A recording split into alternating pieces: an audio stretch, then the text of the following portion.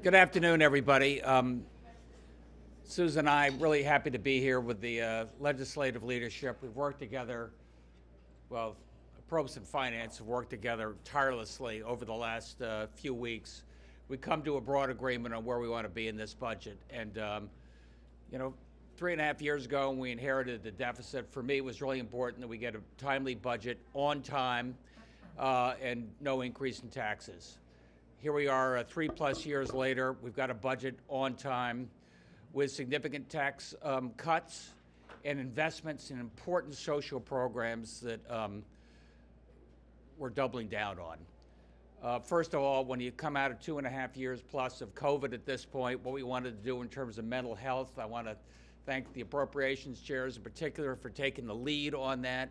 Most significant increase in mental health with a focus on our kids this state has ever seen.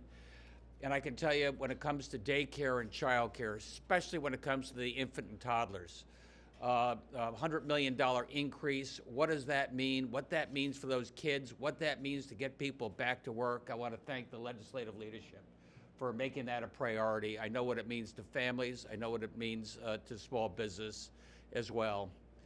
On the other side of the ledger are some significant tax cuts with a real focus on working families in the middle class. And there I want to thank the finance chairman for making this real.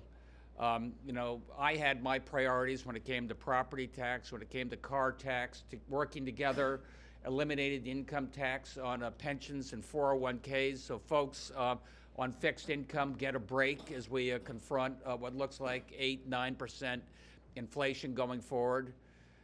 Sean Scanlon and finance chairs made a big priority in terms of the child tax credit, what that can mean to help, families, what that can mean in terms of help make a contribution on daycare. We've got a significant contribution there for 2023, which Sean can talk about as well. So overall, I think you see a budget that's going to take care of folks most in need, a budget that's done on time, making significant investments that allow people to get back to work. And this is on top of the ARPA federal money, on top of what we're doing in terms of aid to our municipalities and aid to our schools going forward.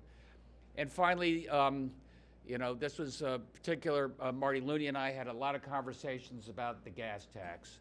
And the gas tax, we were looking at where the numbers were. As you know, the 25-cent cut that we did a month plus ago, we were one of the very first states in the country to get that done. We worried whether the gas tax would be passed along to drivers. That 25-cent cut, we got 24 cents was passed along virtually the next day. And the cut has gone on more just with changing market situation. But it's not all good news. We're looking right now. We see what's going on in the continuing war in Ukraine. I think you're going to see gas prices stay high for longer. That's a two-edged sword only in the sense that our transportation fund is in the best shape it's been in many years. As you remember, we inherited one that was running on fumes. That's not the case right now. So I think we've reached agreement together with the leadership that we will continue the gasoline tax cut until December 1st. That's going to cost about $150 million out of our transportation reserves, but we've got extra transportation reserves right now going forward. As you know, I've been expressed concern over time that we also have additional expenses out of the transportation fund. With the federal money, infrastructure money coming, we got to be able to pay our share.